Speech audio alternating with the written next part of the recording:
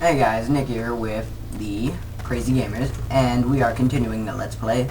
We finished off last episode talking about the Thunder King, the next patch, the Garrosh Hellscream, the final raid boss, and a lot of other lore characters, and talked about a few other video games that were pretty interesting to discuss. So right now, we have a quest to report to Senjin Village. Senjin Village, for those of you who don't know who are going to be watching, Senjin Village is a troll village founded right off the coast of Durutar. Senjin Village. The reason why it's called Senjin is because Vol'jin, the leader of the Dark Spear troll tribe that follows the Horde, his father, his name was Senjin. And so he named Senjin Village after his father. And so that's pretty much how it is. So right now, the reason why Vol'jin isn't in Senjin Village is because he's off in Echo Isles, if I remember correctly, fighting the Sea Witch. And Sea Witch, she is right on the top of Spite Scale Cove, and she pretty much killed Vol'jin's father. And yep, that's how it is.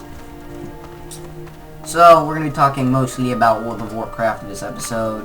Yeah, nothing pretty much video game-wise, just World of Warcraft.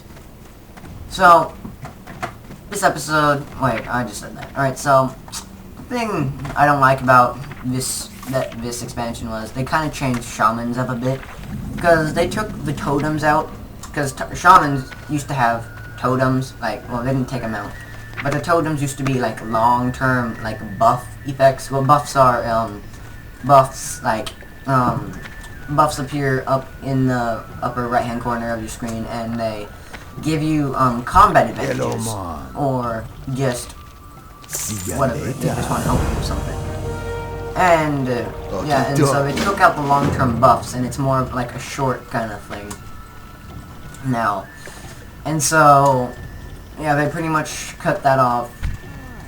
And the reason why, speaking of, the reason why there are all of these guys here, I'll just talk about Stay away from the voodoo. Yeah, see, the reason why they're doing this is because they're fighting the Kor'kron. The Kor'kron are pretty much the Navy SEAL / Army Rangers of the Horde, and pretty much, and the Kor'kron serve the War Chief, and as I explained last episode, the War Chief is going corrupted. So, obviously the Kor'kron are corrupt now, and so this, and Garrosh exiled the trolls out of Orgrimmar, and has found any of them who assist Vol'jin under arrest. And because of this, Where's your brother? running. Oh, he went running? Yeah, what do you, and, what now, what he has to do now is, pretty much, the trolls are gonna do an open rebellion, so all of the races of the Horde are gonna fight to kill, Garrosh Hellscream, which is the boss of the next update, which I mentioned last time. And so, yeah. But the thing is, there are some trolls in the city, and Orgrimmar, they run in through here, and then they go in the Valley of Spirits, where the trolls used to be, and he yells, Vol'jin lives. The reason why he yells that is Garrosh attempted to kill Vol'jin in Pandaria, but Chen Stormstout found Vol'jin, and nursed him back to health. So, Chen Stormstout is, for all of you who didn't play Warcraft 3, is a Pandaren brewmaster who assisted Vol'jin, Rokon, Rexxar, and Thrall in the early days of the Orcish Kingdom. And now, because of, since the Mists, the reason why this expansion is called the Mists of Pandaria is because Pandaria, the new continent that was recently introduced, was shrouded in dense mists. And those mists were created by the last Emperor of Pandaria 10,000 years ago, right after the Sundering. The Sundering is pretty pretty much the breaking right here. Alright, so far we know 4 continents. Well, yeah, including Outland, but that's not a continent, that's another planet. But in the World of Warcraft, we have 4 continents, including the Maelstrom. So if I pretend the Maelstrom was never there, and all of these continents were together, like Pangea, if you guys know what Pangea is. So they're all together, and then Deathwing and the Burning Legion, if I remember, and the Highborn, they were fighting upon Mount Hyjal, and this thing called the Well of Eternity. And the Well of Eternity is where the Maelstrom is right now. And so, after the Well of Eternity exploded, if I remember right, the Maelstrom was formed as a never-ending whirlpool in the center, and all of the continents broke apart. And after that, the Emperor of Pandaria shrouded the continent in dense mists, never to be found until recently by the Alliance escort ships, if I remember. So, after that, pretty much, that's how pretty much the Pandarians come into play, because they start realizing that their homeland is no longer secure. So they start coming out into the open and wondering what is going on. And that's where the quest lines come in, and it's actually a really interesting and fun quest line. So there's that. And pretty much, so on my initial topic of why Vol'jin, and when Chen Stormstout helped Vol'jin, because Vol'jin was on Pandaria, he was bleeding to death, because Garrosh sliced him with a knife. So, pretty much Chen Stormstout nursed him back to health, and but I don't even think he mentioned where. But yeah, and then he did all of that, and yeah. Yes, and excuse me, and pretty much that's how we are now, and we turn level 6, and we get a new spell, Earth Shock. What oh my god, Earth Shock does, it, if you can read, obviously you have to read, instantly shocks the target with concussive force, causing 66.50 nature damage, and applying a weakened blows effect. Weakened blows demoralizes the target and reducing their physical damage dealt by 10%. That's really good if you're an enhancement shaman. Well, it's really good if you're a shaman in general. The reason why is because if you are a shaman, what you want to do is, because obviously you're going to get the crap beaten out of you because you can heal, and people always target the healers in PvP. Well, not always, but if you can heal, you want to apply this to as many people as possible. That way, you can heal yourself a lot more efficiently. Because if you do that, you can heal yourself and other people while doing pretty good damage. Because shamans can dish out a lot of damage really quickly. That's a good thing. That's why I like shamans, because they can heal too, which makes them really a formidable foe to fight in this, especially in this aesthetic. I mean, since they took out the totems, since they took out the totems' initial effects from the last few expansions, the shaman's damage and healing output has been, I think, doubled.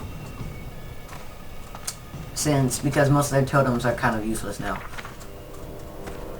So, yeah, that's where that goes through into play, and right now, we have the quest Purge the Valley and the War of the North Watch. The reason why we're going in here is because this North Watch foothold right here. Alright, yeah, let's go back to the beginning. Alright, North Watch hold, somewhere down here, if I remember correctly. I think it's in between this and North. So, that's that. And the reason why we moved in here is because of the recent struggles between the Horde and the Alliance. So right now,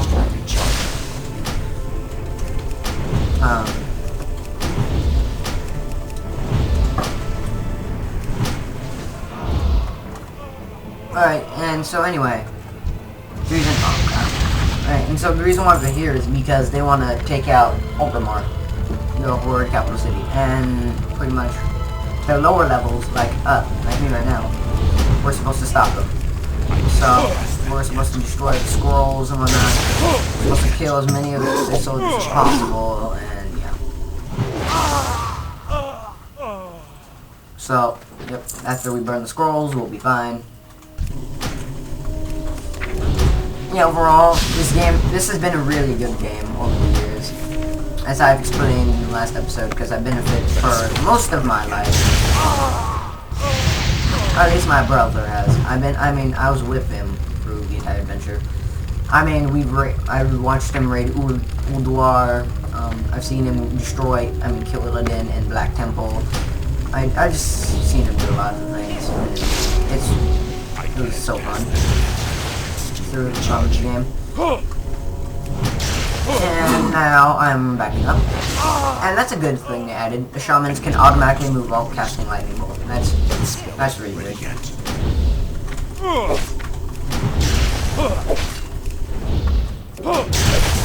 Charging.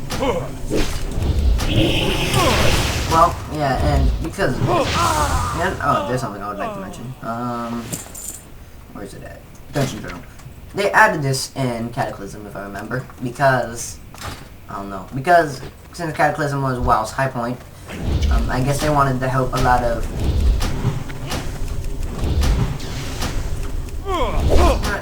No, because honestly, since there's all new people, I'm pretty sure not everyone had time to read up on the books and stuff. So they just put in the dungeon journal and was like, here, how about you read this much, and then you'll get that much done. Charging. And so they added that in. Past that yet. And yeah, Cataclysm honestly wasn't that good of an expansion. So, I mean, I liked it, but just not as much as Rhapsody. Because Cataclysm, you just had to fight a dragon. I mean, Firelands was a really good raid. It's just that Dragon Soul was not that good of a raid. Because I raided both of them. And honestly, Firelands was so much better. Because I fought Ragnaros again. After fighting him in the after fighting him in Classic. So this is Deathwing. He was the main boss in Cataclysm.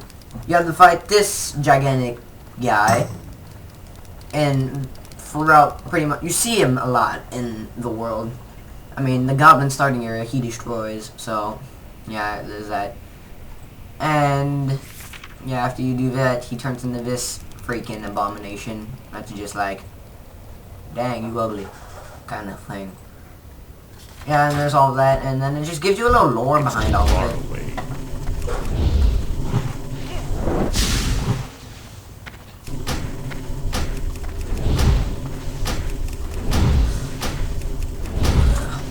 Ugh.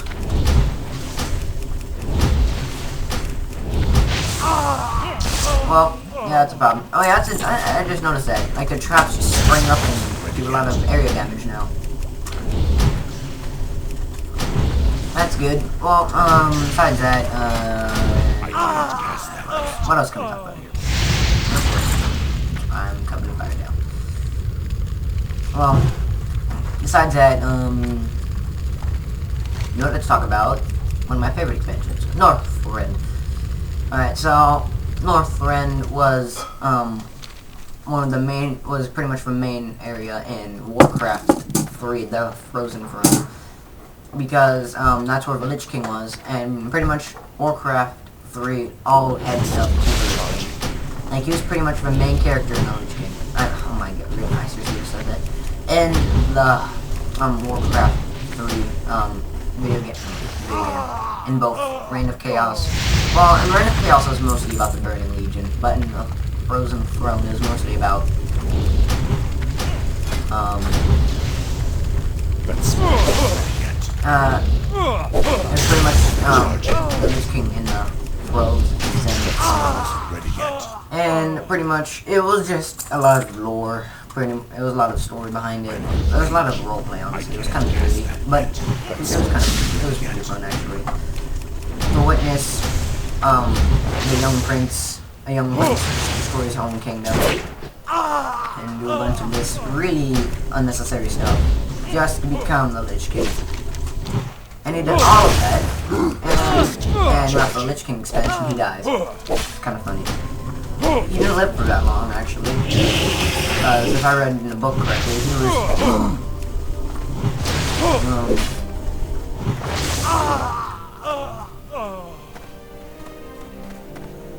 what was I saying? Well, yeah, because when I read the book, he was like 20, 18, around that general area before he became a Lich King. And so so by the time he was younger than 30 years old before he died. And I'll just explain how the Lich King was created. The Lich King was actually an orc, but believe it or not. His name was Ner'zhul. He was actually a shaman, like me. He was a shaman, and pretty much he made... It was because of him the orcs are green. The orcs were actually brown, surprisingly. Before Ner'zhul signed them away to the demons. So since that, orcs became green, and Ner'zhul double-crossed Kil'jaeden, I should say. Kil'jaeden, I'm pretty sure you actually know who Kil'jaeden is. Kil'jaeden is a demon lord who leads the very least, well, one of the part of it. But anyway, Ner'zhul double-crossed him. He tried to escape, but in the process of trying to escape, he destroyed Outland. He destroyed the orcs' homeland, which was his place, but since it was destroyed, this is all that's left of it. And so, yeah, that was the orcs' homeland, and then they were free from the and so because of that, the orcs' homeland is destroyed, and yeah, they settled in here. That's why this place is called Durotar. But anyway, so Kil'jaeden found him and pretty much tore his spirit out of his body, but kept his spirit alive while he forced him to watch apparitions rip his body apart. It's kind of a gruesome thing. But after that, over time, he turned Ner'zhul into the Lich King by putting him in a block of ice, putting his soul in a block of ice from the twisting metal, which is pretty much just space. So since that, he came and crashed down on the glacier of Ice Crown, and pretty much he dwelled there. And in the meantime, he pretty much tested his own will. And he was doing that, so every day he kept doing that. He was getting smarter and smarter and smarter. And so, since he was becoming smarter and smarter and smarter, he would gain more power, and he would just get super powerful, so he could pretty much anticipate whatever would happen. And so he became so powerful, he started unleashing plagues and stuff, killing pretty much anything he could in Northrend, and turning them into undead creatures. And now,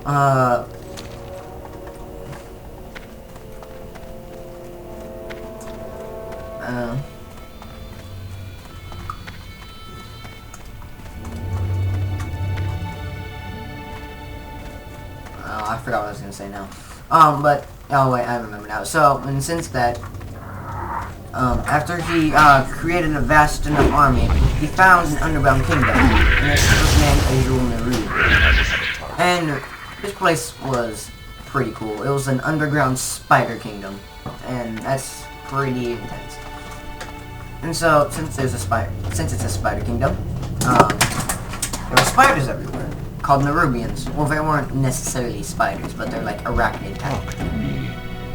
And so, yeah. So he waged a war with them. But the thing is, since he was smart, but not smart enough apparently, because the Nerubians were like immune to a plague. No, wait, no. like, yeah, I think they were immune to the plague, so they couldn't turn into his undead. But after he killed them in battle, he could reanimate them and then turn them into undead. Yeah, it's kind of like a what moment, but kind of does make sense. And I just sold my wait. And so yeah, that's what we're gonna talk about this episode, guys. And thank you for Stay watching away again. from the voodoo.